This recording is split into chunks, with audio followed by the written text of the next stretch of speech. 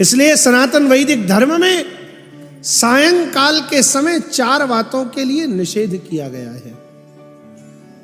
जब 2 संध्याएं मिल रही हो तब 4 कार्य नहीं करने चाहिए।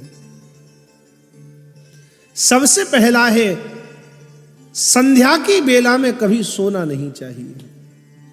संध्या के समय पर जो सोता है उसके घर की दरिद्रता स्वयं लक्ष्मी भी नष्ट नहीं कर सकती। वह सदा दरिद्र ही रहेगा जो संध्या के समय सोएगा। सूर्योदय चास्तमिते शयानम विमुंचत श्रीरपि चक्रपाणि। सूर्योदय और सूर्यास्त के समय कभी सोना नहीं है। संध्या का मतलब क्या होता है? एक काल जा रहा है और दूसरा काल आ रहा है। रात्रि जा रही है और प्रभात आ रहा है, दिन आ रहा है, वो संध्या का काल है। फिर दिन जा रहा है, रात्रि आ रही है, वो संध्या का काल है। सबसे पहली बात, संध्या के समय सोना नहीं है। संध्या के समय सोने वाला दरिद्री हो जाता है। दूसरी बात, संध्या के समय कभी संसार के सुखों में प्रवृत्त नहीं होना चाहिए। प्रातःकाल और संध्या के काल में कभी विषय के भोगों को भोगना नहीं चाहिए। संयम रखे उस काल में। तीसरी बात,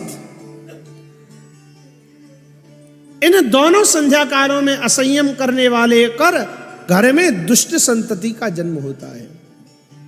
सोने वाले को दरिद्रता मिलेगी, असंयम करने वाले को, संसार सुख भोगने वाले को दुष्ट संतान की प्राप्ति होगी। और जो संध्या के समय, तीसरी बात, संध्या के समय कभी भोजन न करे। संध्या के समय भोजन करने वाला निश्चित रूप से रोगी हो जाता है। संध्या के समय भोजन नहीं करना चाहिए। और चौथी बात, दोनों काल जब मिल रहे हों ऐसे संध्या के काल में पढ़ना नहीं चाहिए। स्वाध्याय न करें। जो कुछ पढ़ा है वो सब पढ़ा हुआ सब विस्मृत हो जाएगा। ये काल तो भैया केवल इसीलिए है, कथा हो रही है तो बैठो जाओ जा करके और प्रेम से भगवान की कथा का श्रवण करो, सत्संग करो। और कथा नहीं है, सत्संग नहीं है तो सायंकाल दीप जलाया ठाकुर जी के सन्मुख और माला झोली लेकर के बैठ गए। श्री कृष्ण श्री कृष्ण श्री कृष्ण श्री कृष्ण श्री कृष्ण भजन करें।